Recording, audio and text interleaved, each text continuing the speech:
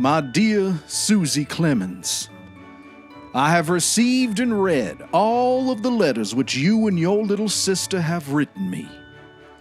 I can read your and your baby sister's jagged and fantastic marks without any trouble at all. But I had trouble with those letters which you dictated through your mother and the nurses, for I am a foreigner and cannot read English writing well. You will find that I made no mistakes about the things which you and the baby ordered in your own letters. I went down your chimney at midnight when you were asleep and delivered them all myself, and kissed both of you, too. But there were one or two small orders which I could not fill because we ran out of stock. There was a word or two in your mama's letter which I took to be a trunk full of doll's clothes. Is that it? I will call at your kitchen door about 9 o'clock this morning to inquire. But I must not see anybody, and I must not speak to anybody but you. When the kitchen doorbell rings, George must be blindfolded and sent to the door.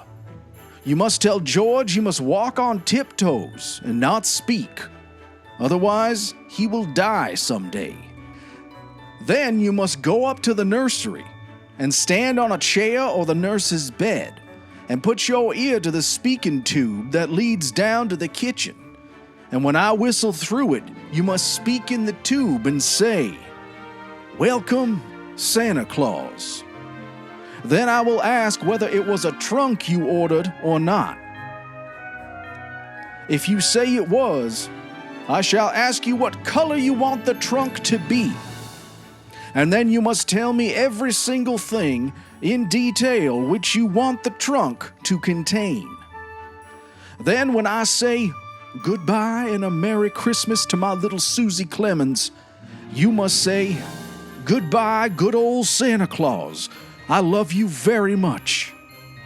Then you must go down into the library and make George close all the doors that open into the main hall, and everybody must keep still for a little while. I will go to the moon and get those things, and in a few minutes I will come down the chimney that belongs to the fireplace that's in the hall, if it is a trunk you want, because I couldn't get such a thing as a trunk down the nursery chimney, you know.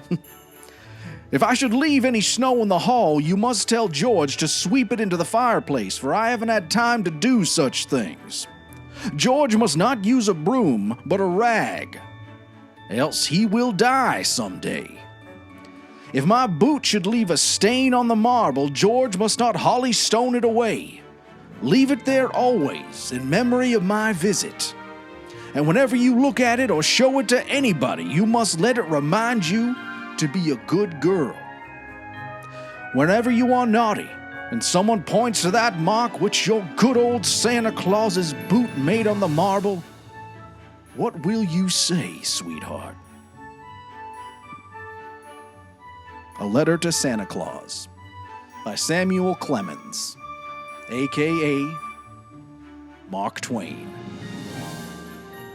We have one more episode coming your way in Season 4 of Stories Telling Stories, so don't miss it.